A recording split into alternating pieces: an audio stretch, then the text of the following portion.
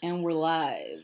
Welcome, everyone, to the 2-in-1 podcast. It's May the 4th, 2020 at 4:20. This is the official inauguration of the 2-in-1 podcast. Okay, intros. So, well, that being said, this is Victor. Yeah. Tell us like a tad bit about yourself. Who are you? Where do you live? Social security address. Who am I? I'm just a guy who lives in Moreno Valley. I'm just a dude. Just a dude doing dude things. Yeah. I'm a musician, and there's nothing really else about that. Nice. And yeah, how about nice you? Intro. Yeah. So my name is Anna. I'm 24. Oh my god, 25 in June. Yeah, 20. I'm 27 in June. Yeah. Live in Movell. I'm just a girl. I'm just a gal. I'm just out here. I don't know. I'm so bad at describing myself. I'm a 24-year-old girl. And that's just what it is. That's just what it is. That's just what it is. These are the facts. Okay, yeah. These are the facts. You got a 24-year-old girl and a 26-year-old male. Male. But yeah, so this is the 2-in-1 podcast. You guys will definitely get to know us down the line. You're just gonna have to get to know us. You gotta ride with us. Honestly, at this point, you just have to ride. And you'll get more as it goes. But essentially, that's how this works. Yeah. So that's basically how that being said, let's go on and we're gonna talk about our first topic. And we've been really sitting on this podcast for a while, trying to find out the perfect first pilot episode. And for a long time, it was going to be the dating thing. Yeah, I don't know. We decided that it would be better if it was, what do you want to talk about right now? Yeah, we could do the whole dating thing, but it's like, with all the shit that's happening with COVID, with the quarantine, I don't know. That's just, it seems like a more appropriate conversation to have right now. Just because it's what we talk about all the time anyway. Yeah, it's just, we just keep everyone keeps bringing it up, crazy times. So we're thinking, why not just get this conversation out of the way? We're not health experts, so we're just going to talk about perhaps what the future looks like. At least what we think the future is going to look like going forward, with restaurants, with movie theaters, and everything. With everything. You know that meme about the cultural reset, but it'll be something dumb, some dumb shit. Oh yeah, it'll be a video of Gangnam Style. And this is the cultural reset. This is when culture reset itself. But this is actually a cultural reset. Yeah, no, this is actual we already know no one's gone through this before. No generation has. Yeah. Us poor millennials, man, just going through so much. Us poor millennials, yeah, millennials and Gen Z really are gonna feel the repercussions of it. I think it's whatever happened more strongly than. Oh, for sure. Don't get me wrong. Everybody is going through this shit. Even me talking to my parents. Yeah. They've been through some shit, especially growing up in Mexico. Mm-hmm. But when I bring this up, COVID, it's a new thing. It's unprecedented. No one has lived through a pandemic because the last real pandemic that affected America was the Spanish flu. 100 years ago. Yeah. 100 years ago. So no one can really hit and even if someone was alive back then, they were a child, even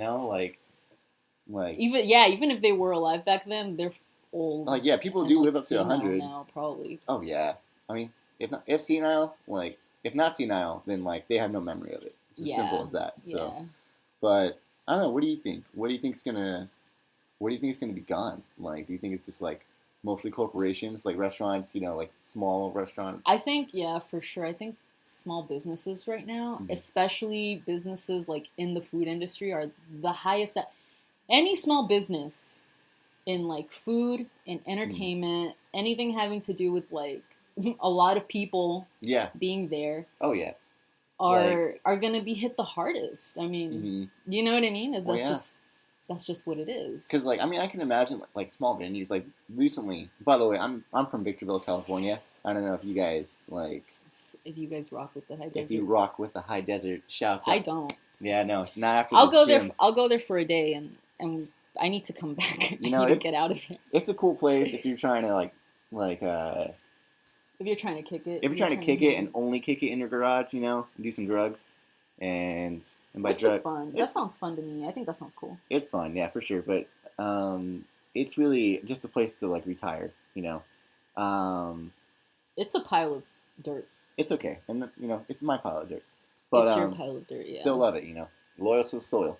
Yeah. But like there's small venues in Victorville like just opening up now. Like there's now a music scene that's like becoming valid, and like prior to this happening, they like there was this venue called the Ball Pit just opened up, and now it's like this pandemic happened. They can't get any revenue because there are no shows. There are no one. Wait, it was a new. Yeah, it's a brand new venue. I'm not quite sure exactly when it came in, like when it opened up, but it's. But it hasn't been around that long. It hasn't been around that long, and as you can imagine, like rent's hard to keep up with, So it's like small towns that are finally getting a scene, like my town, Yeah. It's like what's gonna happen there, Like how many more back steps, like how many more steps back are like is this gonna make musicians have to take, Yeah, especially like small venues or small like bars. Yeah. Basically any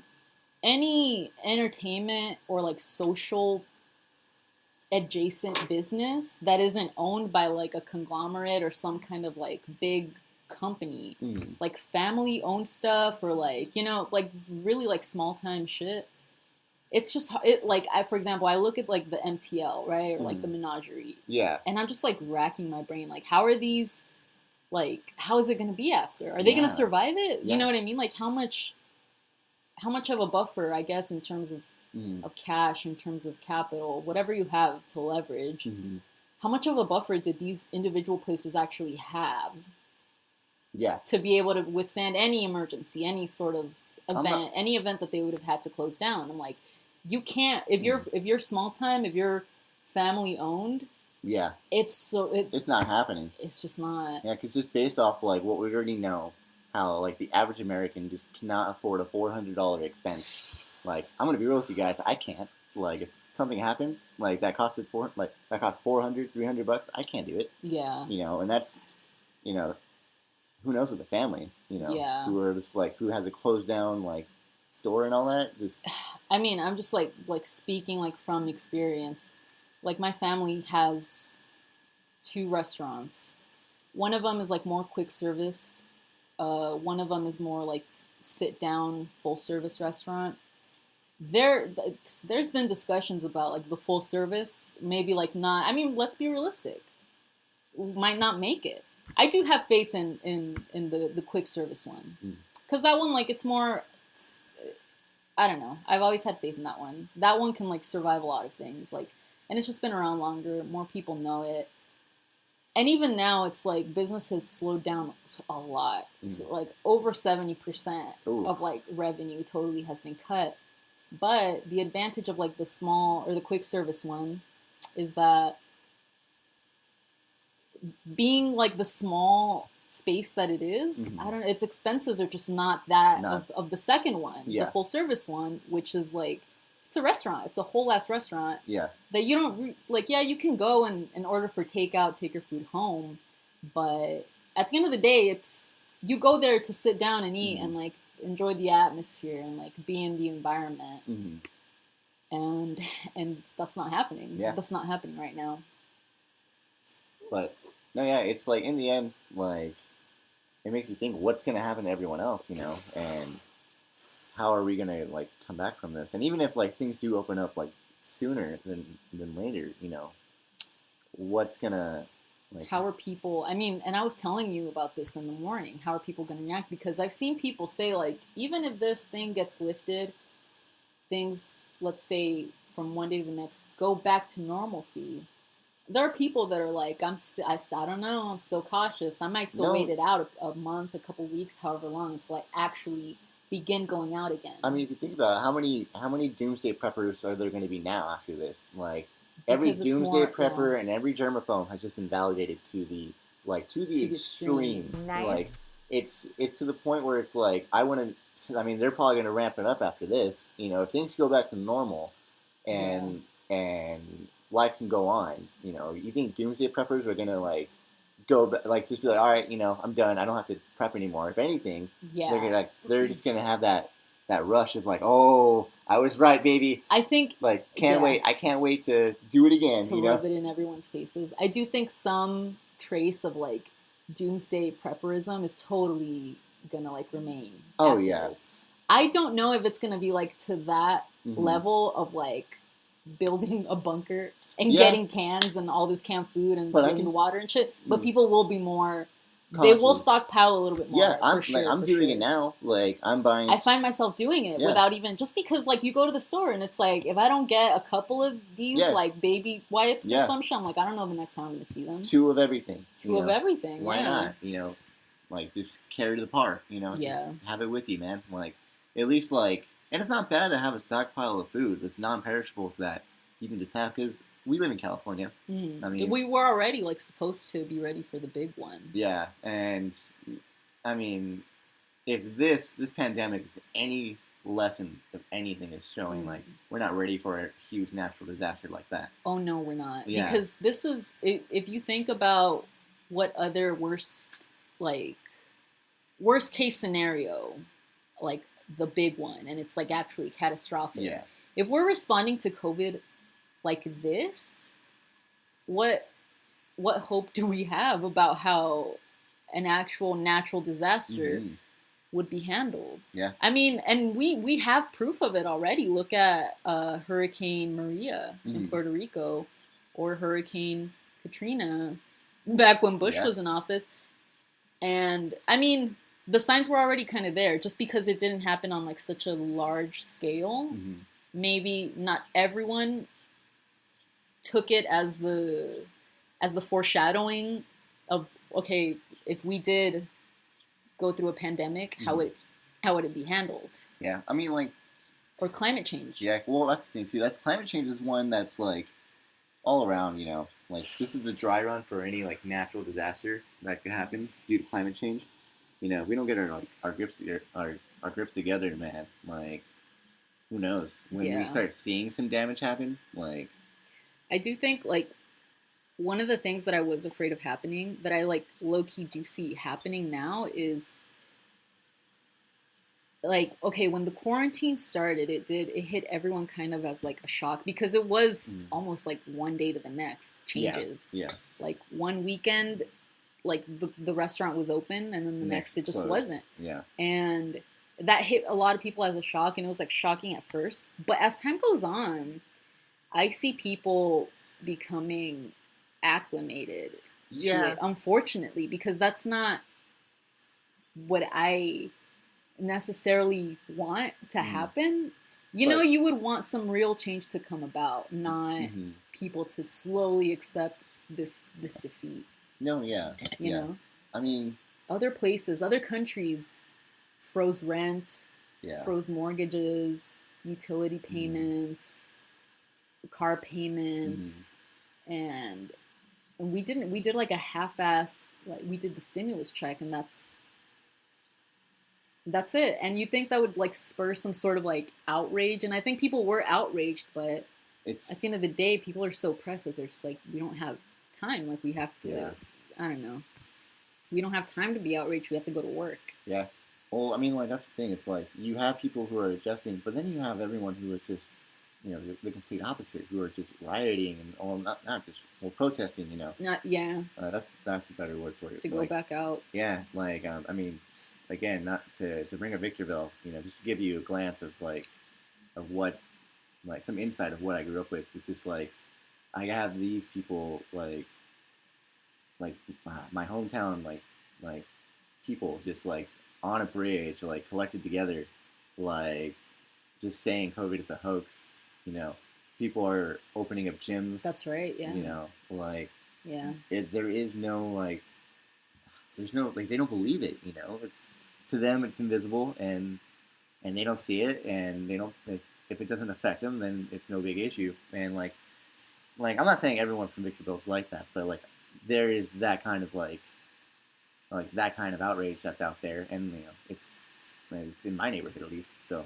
Yeah, it's, like, where you grew up, and to see them react, it's frustrating. Yeah, it's frustrating because the whole point is that you don't get to the point where you start taking COVID seriously because you or someone that you know was seriously affected by it. Mm-hmm. The point is to do the quarantine so we don't have to even hit that point. Yeah, it's just like, unfortunately, like, we can't all think, let's just get it over with, you know? Because we all thought, let's just get it over with. Mm-hmm. We'd all be inside. Yeah. And we would have, like, flattened this curve, like, much quicker. And everything would just be, like, probably better, you know? Yeah. But that's just how it is. You know, these are just the cards that we have been handed. That we've been dealt with, yeah. So there's nothing we can do with it. But take it day by day. Yeah. So that being said, though, let's talk about the positives. Like, the positives. Like, what do you think? Like, could be like any positive that comes out of this? You know, like, I think for one, like, hygiene definitely will be like, yeah, like a top concern with people. A more pressing concern with people. Mm-hmm. I mean, I think it would be good to have something actually, some standards set from this point on. Even we've talked about this, mm-hmm. like in food, making like everybody who works in food needs to have a new position. Yeah, like someone dedicated solely to janitorial mm-hmm. shit and hygienic concerns. And like there should be this like a whole team, kind of like how you have human resources. You know, you should have like a whole different like hygienics crew. You mm-hmm. know, just where it's, you know, you have one person like like a department, just a whole department that's just handling it. You know, create a new job position. You know, let's take this a step further and actually like prevent the spread of any foodborne illnesses. Yeah. To like, why not go 100%? You know, like you're telling me a company like Starbucks can't open a new position where it's just all day like cleaning. You know, dedicated. Yeah. Like, don't get me wrong. It's like it'd be cool to have like every other employee clean too. But I'm saying, you like, need like really, the one to like really dedicate only to that. Yeah, only to detail cleanliness. Clean. Yeah, you know, really make sure that store is like spick and span every day. You know, it has to be looked at as like a valuable position, and I just feel like, it's in the end like it needs to be respected. I guess hygiene and like just cleanliness overall needs to be respected just a little bit more. Yeah. After this, we need to take that extra mile. We do. I mean, ideally after this, it should be, I think that should just be the norm. That thing, like that's one of the, like, coolest ideas I've heard about, like, a new thing that should be enacted going forward, like a law, like an actual law. Like, for example, like if you own a business, like, you're required by law to have workers' comp mm-hmm. insurance. You should be required by law to have a position dedicated to this, or a department, depending how big your company is. Mm-hmm. And I think, like, if we did it, for example, at the state level, I think if California said, all right, everyone, like every restaurant, every movie theater, every salon, whatever, everything that was closed for like hygienic purposes has to have a position that focuses solely mm-hmm. on hygiene and cleanliness. And honestly, the state should play a part in paying for that position. Yeah. Like, we're going to subsidize it or something, or even if like the state of California made like a new agency mm-hmm. or something. Like, we already have the health department, but I mean, clearly it's not efficient. It's inefficient. Like, well, that's the thing. I've worked in restructuring how the health department works, or mm-hmm. I don't know, something that actually, like, the health department is one thing for sure, but like the thing is like okay, I've worked in food pretty much all my life. You know, I'm 26. I've worked since I was 18, and you can stage your store to look good. You know, I'm not saying every store in like in food does this. Where like the chances are like most stores handle like their cleanliness like well enough. But enough to get by. Yeah. But the bad ones, like, they know how to like really make a show on like the day that a health inspector is coming in. You know, because these are appointments that you know around the time, or a window frame of like opportunity where you have to be on your toes, on your shit. Yeah. You know, and like it shouldn't be like that just for like this small brief window. You know, it should mm-hmm. be like every day we're upholding these standards. Yeah. You know? And that's the question: is how do you do that on the daily? Mm-hmm. A position that would be a good place to start. Reworking the way health department works too, because the thing is, like, I don't know, just from like my experience, like with health inspectors, they're not really interested in long-term cleanliness and hygiene. They drop in every now and again and just be as brutal as possible when it's like, I don't know what I'm trying to say, but there could be like a better way to handle it in which you're invested in not just coming in on that day, nailing them for everything that you can find and then dipping out and be like, I'll see you in 3 months. Yeah. But how do you form a partnership between like actual businesses and health department where it's like you make businesses also see the benefit of maintaining that cleanliness all the time, like it should be, and not just being, like you said, afraid of the health inspector. It's going to be this week, guys. It needs to be a partnership. It's not just like your mom is going to come in and check to see if like your room is dirty. Yeah, and like your mom will, like, you know, your mom, well, like some moms like are the ones that go in there and be like, hey, you know, you didn't clean right behind the wall, or you didn't, not behind the wall, but like behind the wall.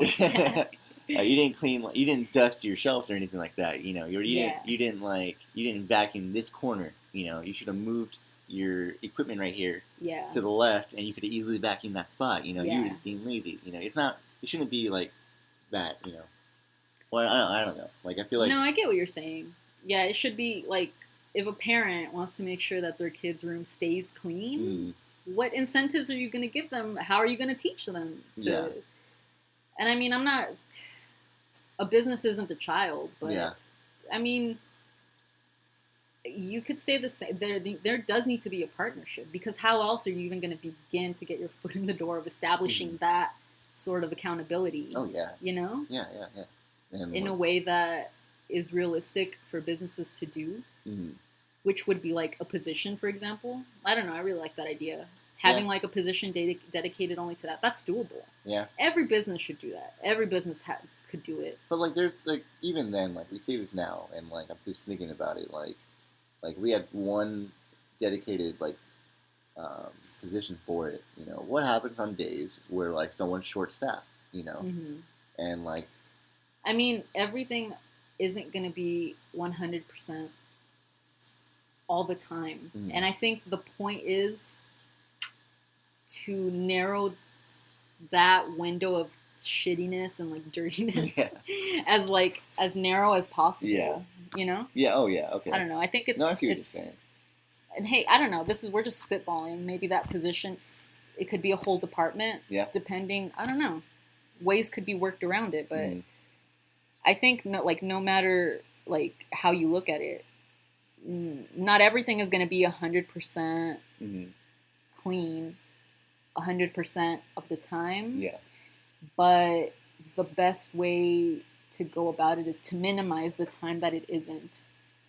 If you can't have it 100% all the time, then just lengthen the time that you can. Yeah, no, and exactly. Shorten the time that you can't. Yeah, because like not every store can be short staffed every day. Every day, you know? It's just not. These are just things that are going to happen. Yeah. Like just occurrences, like facts of life. For sure. I think the point is to minimize it as much as possible. I do think another thing that would benefit, a positive benefit from this is like the whole mask thing. As much as we all hate them now, but wearing masks, as in church. Well, like no, like a mask, like the mask. Yeah. My bad.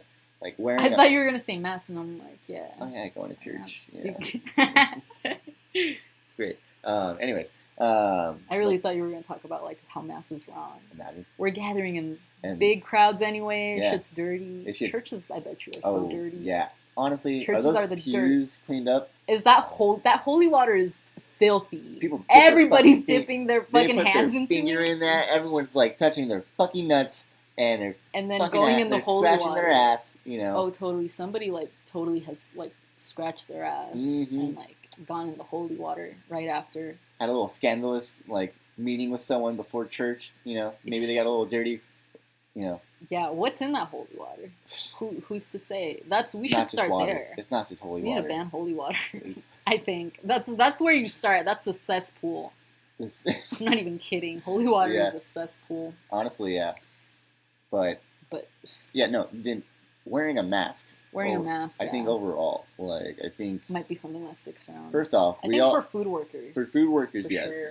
it'd be great. Like just to have these habits, mm-hmm. and like just having the common flu, like because we're all like in the end we all get these masks now. Like that's one cool thing. I have like 3 masks. Yeah, we yeah. When you think about it, suddenly we all had masks. Yeah. When this whole pandemic started and the stay-at-home order, I never thought it would get to the point where like, damn, I'm gonna be wearing a mask on the regular. Oh yeah. And I'm gonna have multiple masks at my disposal.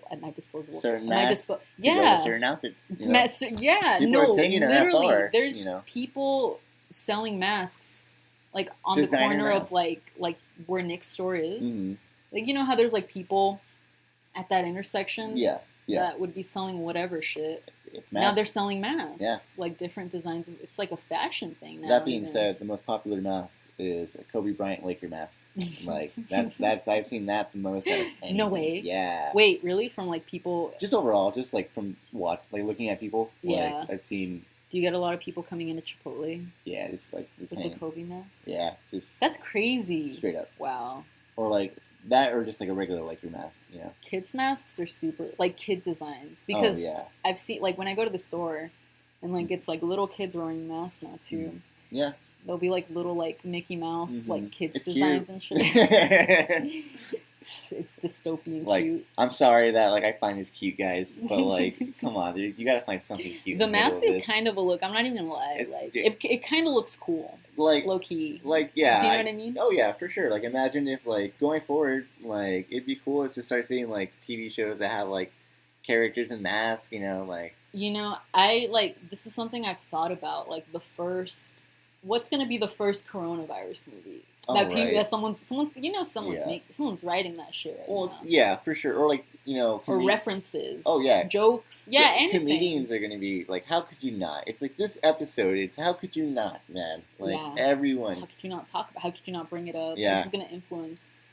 This was a cultural reset, for sure. There's gonna be some cultural healing too. I feel at the end of this, and I think that's the biggest positive. We're all like at like whatever new normalcy that we're gonna get at the end of this. We're all going to come together. First off, people are going to be fucking left and right. I can guarantee you that. Yeah. There are people who have been quarantined like without the means. Yeah. The means to have sex. Or like I just thought about this. On the other hand, like a newfound appreciation for like masturbation. Yeah. Or like toys. Do you know what I mean? Oh yeah. Maybe a lot of people that like would otherwise be fucking are like, I'm horny and I have to handle business. Yeah. You're gonna be forced to jerk off. Yeah. I mean, Pornhub You're gonna have to really jerk gave off. you that incentive. Like didn't Pornhub offer like free membership? Yeah, it's like free premium for 90 days or I don't know. Was it 90 days? I don't know. Whoa. But it was like a really good deal. People were like raving about it. I should think about that. Think about that Pornhub subscription. Hey, Yeah, I've heard to not support. There have been like really like valid arguments against porn online because a lot of porn actresses and actors too are essentially human trafficking low key. There's been instances of like girls who have gone missing have been found in fucking porn videos. Like that's fucking dark when you think about it. Like it doesn't feel right. It's just not right. I feel you. Like, I mean, if anything, go with like homemade footage. Homemade footage. Yeah, but you can make anything look homemade. True. You never know. I think that's the point. Is that like you don't really know what you're consuming anymore. You don't know if it's ethical. Anymore. Fuck it. Let's just use our imagination, everyone. Use our imagination. Like that's what I did as a teenager. I would just like Me too. I would just close my eyes and just pretend. Just pretend. Yeah. I mean, and that's actually like a good. That's actually a good question. Do we actually need porn? People got by it throughout all of history. For sure. Without porn. I guess, well, I don't know. With like old ass like magazines and shit. Oh man. Was that as unethical as porn is today? Was it the same? It's different, man, because like that's only like you get exposed to what you're paying for, right? Like you get one magazine, like let's say you're into Playboy, you know, you get one magazine. You know, and it's only month to month. You know, it's whatever they want to give you. Yeah. And that's it. Yeah. You know. Yeah. There's nothing more that you can really like look up afterwards, unless you want to buy more. Unless unless whereas like today, you can look up anything, man. Anything. Yeah. Literally anything under the sun. For sure. Which is I don't know. I don't want to sound like a purist or anything. But is that correct? Have we given people too much power? Too much power? I mean, and we've talked about this before about how influential porn actually is. That when people start having sex, they just try to recreate. Well, yeah, porn. Yeah, where it's just like you have these unobtainable ideas of what sex is going to be like, and sex is so awkward, man. Like, especially when you want to have like good sex with someone on like for a long time, like, or like you're trying to like get to know someone's body. Yeah. Like, it's just like you have to take it. You have to give it time. You know. You do. It's something that like it's intimate on like a whole different level, because that's an experience that is unlike any other that you are probably ever going to have in life. Mm-hmm. And it could be, I don't know, it's different for different people, right? For some people, it's super mundane. Mm-hmm. It's just sex quick is business transaction. Yeah, it's a quick business transaction. But to actually establish some sort of relationship, something, even if it's casual sex, you're still learning that person. Yeah. How to have, and that's the thing. Is like learning how to have sex with a certain person is its own thing, which I think, like casual sex being on the rise, and like porn has totally like affected. And yeah. No, yeah, and I feel like, I mean, don't get me wrong, like there are people who hit off the bat like immediately, like people will have like one night stands and will like never. Yeah, but how fulfilling is it actually? How satisfying? On a surface level, probably, because you could be like, yeah, I just fucked. Yeah. You know what I mean? But at some point, you're gonna get tired of that. When do you hit that point? I don't know. It's different for everyone. Some people are happy with doing it forever. Yeah, and some people just can't do it at all. And some people can't do it at all. Yeah, and I mean, it's interesting, but where did this? Now I was thinking, like, where did this conversation come from now? But from porn, and porn being unethical, and and just like post-coronavirus, people fucking. Yeah, sorry guys, we went through that. We probably skipped something in the middle of that, but like, yeah, people are gonna fuck more. Yeah, people are gonna like. I think overall, the healing. Yes, back to that. Going full circle now. Healing. The amount of positives healing, after Corona. Yeah, the amount of healing that we're all gonna have. Just to, who knows if hugs are gonna be dead, but I thought I was a hugger prior to this happening, and now I'm gonna be like a hugger. Like, oh, you're gonna continue hugging. Yeah, if I can, if it's okay with everyone, you know, like I'm not gonna hug. I feel you. I thought you were gonna say the opposite. I thought you were like, I thought I was a hugger. It turns out I'm actually not a hugger. No, I'm saying I'm gonna be You're gonna be a firm believer. Mega hugger. Yeah, but only with the people that are important enough in my life to get a hug. Yeah. So other than that, I like to say what's up just by throwing a peace sign, you know.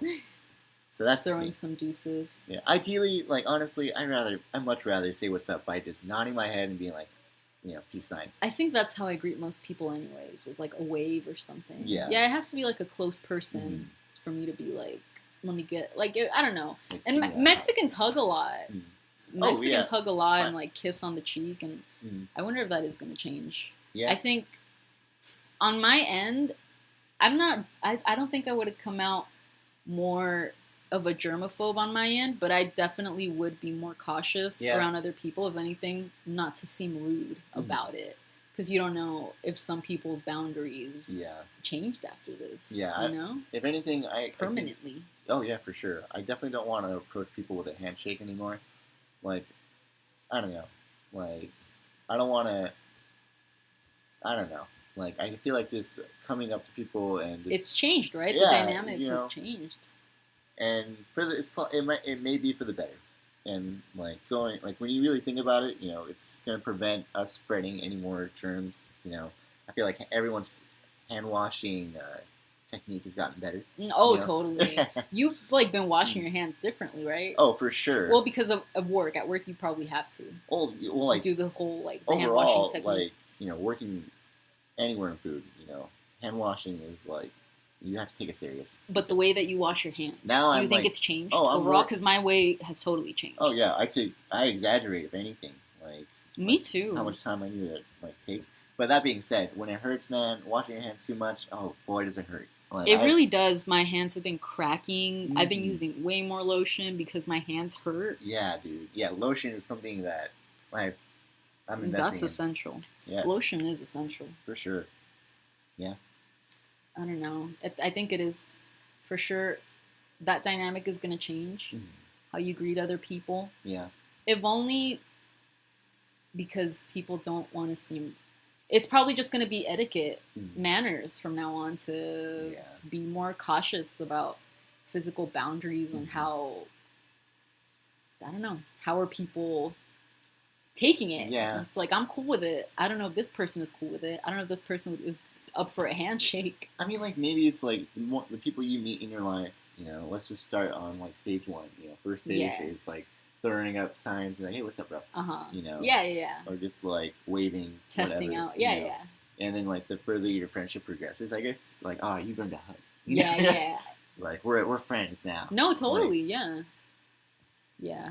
Because, like, I'm not going to stop hugging my family. Like, you guys can go fuck yourself. Like, I'm not going to stop hugging That's my understandable. Family. Like, family. And, like, close friends. Like, or, people who are close to you. That makes sense. We're human after all. Yeah, you're never gonna just like stop hugging them. Yeah, like in the end, like I'm down to be more selective on who I hug, you know, and who I touch, I guess. Yeah. But who looks musty? Who looks musty and who doesn't? You know, who looks musty and who doesn't? But yeah, I don't know. Like, and that's all the positives I could think about. There's a lot of negatives, man. There's a lot of negatives, but you never know. We're living through unprecedented times. Yeah. A lot of positives may come out of this. Yeah. That we didn't even think of. Yeah. That we would never have guessed. Mm-hmm. I mean go ahead. I was just thinking about hygiene and like, I don't know, just health department shit again. The standards, they're going to be raised. They're not going to be the same. And I don't know if that's going to be done in a way that's effective or in a way that, I don't know. They could fumble. They could fumble. Yeah. In the end, like... The infrastructure is not good. To even set up the standards that you have right now, it's not good. So if we've gotten this from our leadership... Yeah. What do we expect going forward? Maybe culturally, though, for a lot of people, this put things into perspective as far as who you talk to, who you reach out to. Yeah. People are checking up on each other more. I think. Yeah. I mean, definitely. Yeah. I called my grandma the other day. I hadn't talked to her in a long time. No, yeah, like it makes me like care definitely about like what my family's doing way more so. I never get to see my family. That's due to living situations, not relationship wise or anything like that. We're great, but like we just live far apart, and you know, calling your family is hard. You know, calling your friends is hard. You know, it's very hard to keep up with it. You know, Skyping is like FaceTiming. You've been Skyping a lot more. Like I've been FaceTiming a lot more too. Yeah, it's been like just doing that, you know, with the homies has been great. Like, so speaking from experience, like I have a friend that that just left that left our house. Like he lived with us. He was a roommate. He lived with us for a few years, and we moved over to Northern California, and like just being able to Skype with him and see him, it's almost as good, you know. Like, there's nothing we can do, you know, life goes on, you know, you're gonna move wherever you're gonna move, but, like, the fact that we have this technology, you know, like, this time that we live in right now, you know, has made me realize, take advantage of it. Take advantage of it. it's perspective because I mean it was always there. And that's the thing. We always have the ability to FaceTime our friends, to Skype our friends and family, and we don't do it. And we've only started doing it because we kind of have to. For a lot of people, it's like going forward, it's like I don't know, like hanging out with your friends. Like I don't know, I like to hit them up when I'm smoking. I'll be like, hey, you guys want to have a sesh? Yeah. Just get it in. Get it in. I'm going to do it anyways. A virtual hang, yeah. Yeah, so it's just that easy, I don't know, just finding the time to... Did you do it as often before? No, I never did. I've never done it. Well, and it was always there. It was always there. It was always an option. The technology was always there. Which is pretty sweet when you think about it. It's like... And it also feels like wow, like biggest facepalm ever. Like I need to... It was always here. It was always there. That's how I feel too. Another thing, I mean, now that, since we were thinking about what could the positives be, and I couldn't think of anything, but I actually did think of another thing, is that a lot of the things that the quarantine has forced us into, like cooking more. Yeah. Like even my family, we, on weekends, me and my mom and my sister would have breakfast out somewhere, or like bring Panera home or McDonald's or some shit. And now that we're actually making breakfast at home, it's like this is better than what we would like go buy. Oh yeah, for sure. You know? I mean, like, well, you and I cooking in general. Yeah, we've been cooking overall. And it's been fun. Like, but especially like seeing my family do it, because my family does not cook at all. And now it's like, well, we're doing it every day. Doesn't take that long. It's not that hard work. Why haven't we always done it? Yeah. Oh yeah. And it's healthier too. Like, well, you can make it healthier, than actually eating out. But and it's definitely cheaper though. That's the thing. Like, that's the biggest thing. For me at least. Like, man. It is cheaper, it's healthier. Oh yeah. Like, there's really only like plus sides to cooking. I don't know why we just live in a fast world. Yeah. I guess, where a lot of people don't have the time to cook. But yeah, everyone has the time to cook. Everyone has the time to cook. For sure, you can do it. Like, you can make it your own thing. It doesn't have to be hard. Exactly. There's one recipe that's easy for everyone. Yeah. And it will slap if you find the right way to cook it. And just practice. Yeah. And you're not really going to get better at it if you don't do it often. Oh, for sure. Yeah, and that's the thing. It's like, you can't get discouraged. Just like anything else. Like, learning a new thing, you're going to suck. Everyone sucks. Everyone's, yeah. I saw a quote the other day. I think it might have been on CoStar, if not on Twitter. I don't know. It was super inspiring. What was it? It was like, don't be afraid to be a beginner. Because you're always going to be a beginner. Whenever you try, you're just going to be a beginner. You can't help it. Dude, think of it this way. No one's born an expert at anything. At one point, Beethoven sucks. Like, Beethoven sucked. That dude totally owned. But at one point he sucked. You know? Yeah. Everyone was beginning at some point. I mean, there are those cases of prodigies, but yeah, and those are scary. That's what child prodigies scare me. Like, yeah, they're not okay. Talk about like, they're not okay. That's crazy though. That's like, how can a child be like a genius at like math or violin? Do you think Do you think it's like when you create a character in like an RPG and you give them like all the best attributes from the get go? Like, you have like a cheat code or something like that, and like, so whoever's controlling like that person's simulation. Yeah. Let's not go there, guys. That's another one. That's another top. That's a whole other thing to delve into. We'll do it. How could you not? We have to talk about this. It's just like this whole coronavirus thing. How could you not? How could you not talk about it? Well, that's down the line. That's down the line. But yeah, whoever is running the simulation, I'm on to you. Yeah, with your child prodigies and shit. With your child prodigies. Also, why wasn't I one? Why was I not a child prodigy? I have a bone to pick with whoever runs the simulation. Yeah, no. Why am I like this? Yeah, no, same here. Because, why am I like this? Why am I sad? Why haven't I been happy in years? Why haven't I been able to feel happiness since I was 13? Another episode. There's so much. Yeah. No, the simulation though is that's coming up for sure. That's coming up at some point. we have to talk. Yeah. We need to have a conversation. Yeah, just give us some time. Just give us some time. But I think one other positive for sure is like well, all the time you're spending alone, here at home, people are working out for sure, More working out, more home workouts. Yeah, like that's for sure. Like and people are understanding like the value of like keeping your body in shape because that's all they can do now. Like, yeah. Like at least going on walks, taking the dogs out. Like also like that's another positive. Just a people are taking their dogs out more. Yeah, huge positive. Oh right no, there. totally. Yeah. Yeah, I'm taking my dogs out way more than I did before quarantine. I would take them out every now and again. My mom, she was pretty consistent about taking them out. But even then, she fumbled it a lot too. But now they go out like multiple times a day, multiple walks a day. Yeah. Just because everyone's home. Mm-hmm. And that's great. Like, because in the end, you think about this now. Like, you are essentially a dog living inside your house every single day. Yeah. Not being able to go anywhere. It's like, how does it feel? How does it feel now? Yeah. How the turntables. No, for real, how the turntables. Yeah. But like I'm very happy that dogs are getting like the love that they should be getting. Yeah. Like it's great. Like I know my dog, like every time like we're around, like she's having a great time. But also like now it kind of sucks because like there's only been like a small handful of times that we've left her alone since this quarantine has happened. Yeah.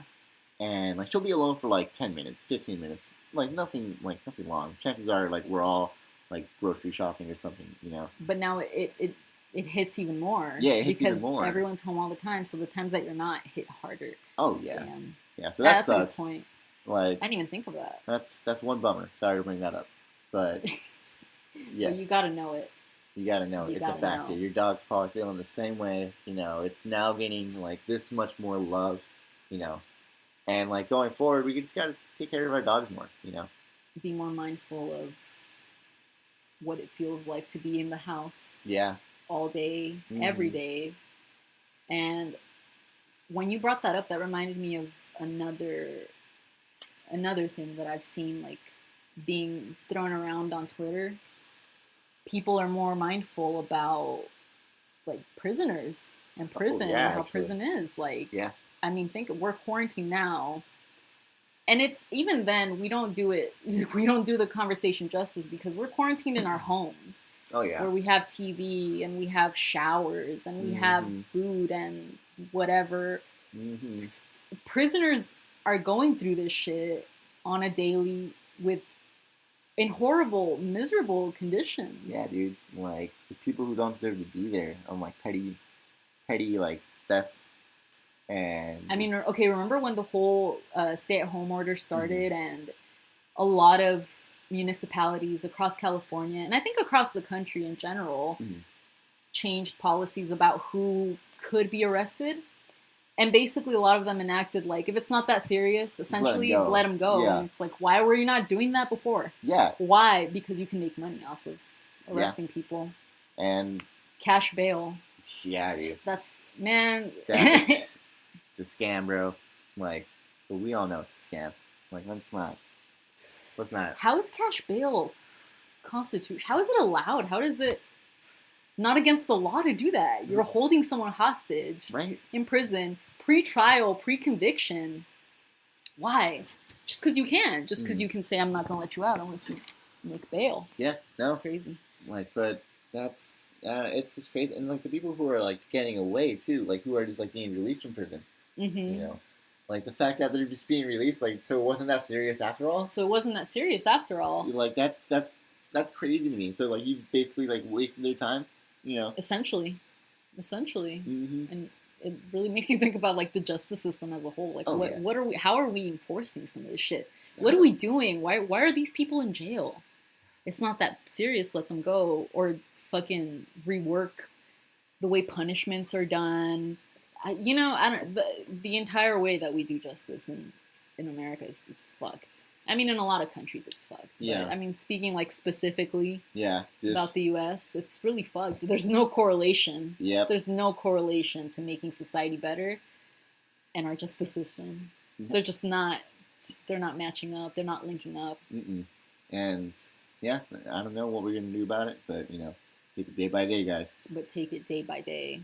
Yeah, that's COVID. My fear is that nothing's gonna change. Things will stay the same because it is true that COVID has unearthed a lot of shit. A lot of people have found positive silver linings out of this, and it's exposed a lot of things that are shitty in society. But if nothing changes, then that's even more of a slap in the face because now we know how shit it is, and nothing's changing. And they're just gonna do it again and again, and again and again. Yeah. And then something even more serious is gonna come up. Yeah, and it's like, what's the breaking point? The tipping point. What's the saying? The breaking point? The tipping point? I think both. The boiling point? Boiling point. All three. Whatever. When is it? Whatever floats your boat. Whatever floats your boat. When is it going to come? When is that going to happen? If we put up with this much shit, how much more shit are we? What is it? What's the point where we're like, we've had enough and something changes on a massive scale? It would have to be a nationwide thing, and I don't know.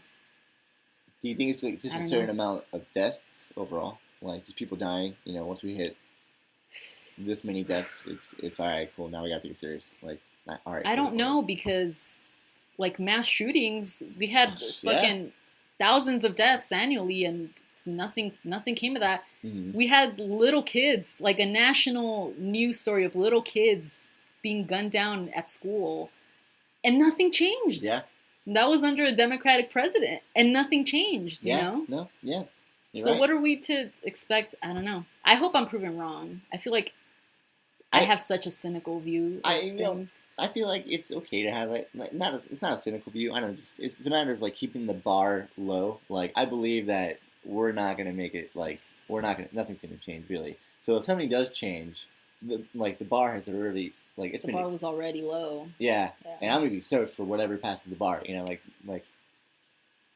Yeah, so because that's all you can do. Just be ready, be stoked for whatever passes the bar. Yeah, dude, just be ready for whatever bullshit that history has shown us that we're gonna endure. Yeah, because we're gonna keep going through this shit. It's like I don't know, man. Like I wish I could be more hopeful, but let's be honest here. Bernie Sanders is out of the race. Bernie Sanders that was for a lot of people hope. That was man. Things were cool for a minute when he won Nevada. Yeah, and I really thought he's gonna keep on winning, and then everybody dropped out and endorsed Biden. Was it Bloody Sunday or Bloody Monday? Who knows? Bloody Monday because it was before Super Tuesday. Yeah, oh, man. That's when shit hit the fan. Yeah. Granted, and I thought about this too. The Bernie campaign should have seen that coming. Should have been ready for it. Yeah, Bernie had his flaws. Bernie was not as aggressive as they were winning. Wanted, they were running to win a plurality, not a majority, and it worked up until Nevada. Up until Super Tuesday, it was working. He kept winning. He was winning. Even fucking Iowa, when they pulled that stunt about the votes, shit, we don't know. Release them 2 days later, and when you release them, release only the precincts where Buttigieg won, so it looked like he had won the shit. Yeah. And even with that, his strategy worked, gaining the plurality. He carried it on, but then Super Tuesday came. And that's because when Super Tuesday came, he wasn't fighting against all the Democratic nominees or the candidates. I mean, he was just fighting against Biden, and he wasn't. They didn't have a strategy prepared for that, for a one-on-one. They were only going to win a plurality. But at some point, you have to switch it up and win the majority. Yeah. And it's going to come down to 2 candidates at some point, which it did, and he wasn't ready. Yeah. And he lost. I don't know, man. It sucks, but, and we can all say, Bernie had his flaws, too, and, man, I wish Bernie, would have gotten more aggressive with, just everything, went after Joe a few more times, really dug at him at the debates. Yeah, more his campaign in early 2016, late 2015, where he was just saying it. He wouldn't try to be cordial with the other candidates. It wasn't, I don't know, there's something about probably at the time he wasn't running to win. Yeah. He was running to send a message, and now he actually was a contender. He could have won it. And maybe something about being that close to actually being the one being the nominee, I don't know, maybe that puts things into different perspective for Bernie, where he's like, I'm this close, now I have to actually watch what I say, maybe. And I think that was the wrong thing to do. It just tells you, like, I don't know, like, Bernie's character, like, he's such a nice guy, you know. He's not to his detriment. To his own detriment, and, like, it's a shame and naive. And just, like, almost dumb, honestly. Like, how have you been in politics that long and not know the game? Well, that's the thing. It's, like, it's a shame that, like, it's a game. You know, it's a shame that it's a game. That we can't accept this guy for who he is as a person. Doesn't want to shit talk Joe Biden, you know, who is his friend, apparently. That he has to, That he has to, like, that we want the drama because we're Americans. That's the fucking nitty-gritty. Right there. That's the stuff I'm going to get my popcorn and be like, holy hell. Did you see that shit? Yeah. Like, when I wrote the damn bill, like, oh, yeah, that was like that's the shit people live for. It's like, it's drama, baby. That's showbiz, like, baby. Why are we at that point? Why for the drama? Why not look at what they're saying? Yeah. Why does it have to be show points? Like, why can't it just be based off this guy's fucking morals and, like, his values and just who he is? And just, like, his fucking history, his voting history. And just, yeah, exactly. It just tells you who we are as people. Just, you know, what our culture is like, and, like, why do we crave that shit? Yeah, we're so. Yeah. So maybe COVID puts things into a perspective where people actually look at their material conditions and like now, like you already knew rent. It was rough to make rent. Now you know it's rough to make. Now you're not making rent. Yeah. And maybe it takes people experiencing elevated levels of hardship. Oh yeah. To be like, I've had enough. I don't know. Well, I mean, who's to say? Who knows? We're living in unprecedented times. Yeah. We truly are. And that being said, you know, like, we hope you guys are doing well. Yeah. Stay safe. Practice social distancing, wear your mask, over the nose. Over the nose, please. Wash your hands. Don't forget about your thumbs. Just don't. Don't forget about your thumbs, under the fingernails. I know it's hard to breathe in the mask, but that's the point. Don't, like, breathe in. Don't breathe it in. Don't the air is already dirty, first of all, virus or not. So, shit. We should already be wearing masks. Like they do that in China. Yeah, People wear masks on the regular because they know what it is over there. Hell, dude, like, I'm down to wear a mask if I get sick and I have to go out in public going forward. Like, if things go back to somewhat normal or even, like, regular normal, you know, I'm down to keep the mask, you know. To keep the mask. They just have to be made better. You gotta find the right one. There have to be innovations in masks. Yeah, you'll know. It's kind of like that scene in Harry Potter where, like, the wand. Yeah, exactly. The mask will choose you. The mask will choose you. You'll know. It'll float onto your face. All right, so we hope you guys rode with us until the end. If you're still listening, thank you. Yeah. Thanks for you're the real one, man. Yeah, you're the real one for sticking around for this newborn baby. Like, holy shit. You're the real one. Like, I want you to look in the mirror after this. Next time you give yourself a pat on the back. Yeah, next time you're there in front of you have a reflection of yourself, you know, be like, just point at yourself. And be like, I'm the shit. I deserve love. I deserve love. I'm smart. I'm kind. I'm important. It's a line from the movie. I can't remember right now. But yeah, all right. So should we sign off? We'll call it, guys. We'll call it. We're gonna try our best to keep this going. Yeah, so stay tuned. Stay tuned for what's next. Stick with us. This has been the 2-in-1 podcast. Enjoy your day, your night, whatever you're doing. Yeah. Wherever you're doing it, have fun. Have fun, guys. Peace out.